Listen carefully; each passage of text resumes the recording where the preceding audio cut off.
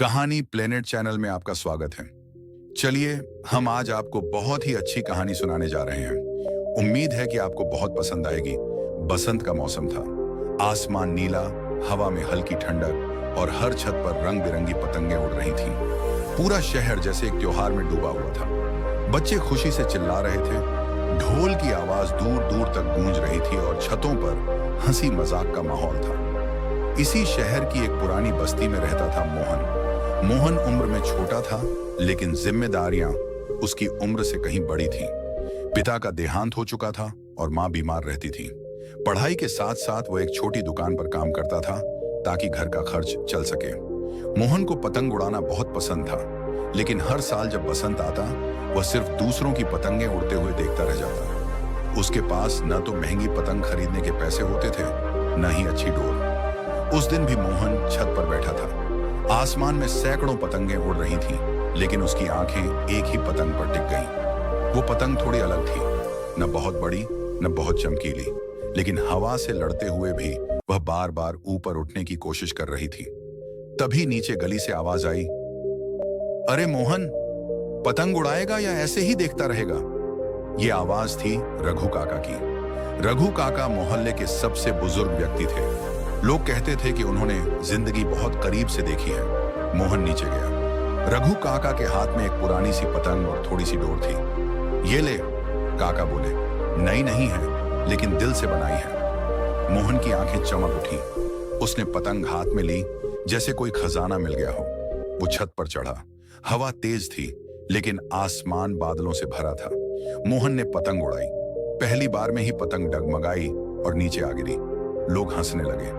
किसी ने कहा, कट गई तो क्या हुआ? मोहन बोला, काका, मेरी हर चीज ऐसे ही कट जाती है। रघु काका मुस्कुराए। उन्होंने कहा, बेटा, पतंग का कटना हार नहीं होता। मोहन ने हैरानी से देखा। काका बोले, देख, पतंग तब तक उड़ती है जब तक डोर पकड़ी रहती है, लेकिन उड़ना सीखने के लिए कभी कभी कटना भी जरूरी होता है। मोहन चुप था।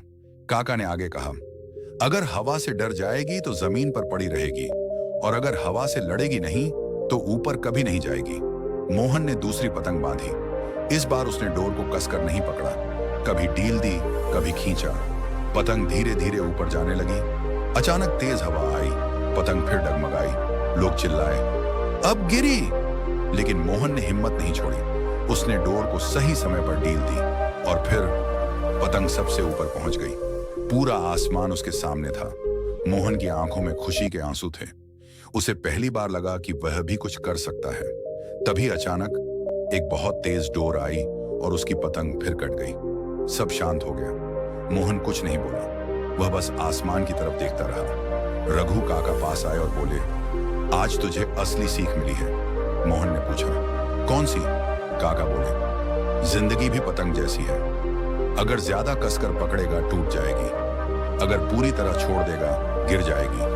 संतुलन ही सफलता है। मोहन को समझ आ गया।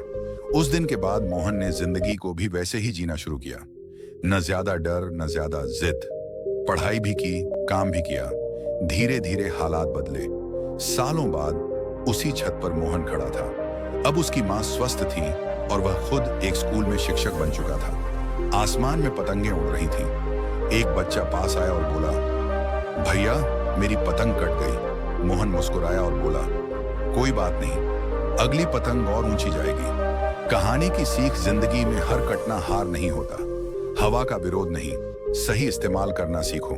संतुलन ही सफलता की असली डोर है।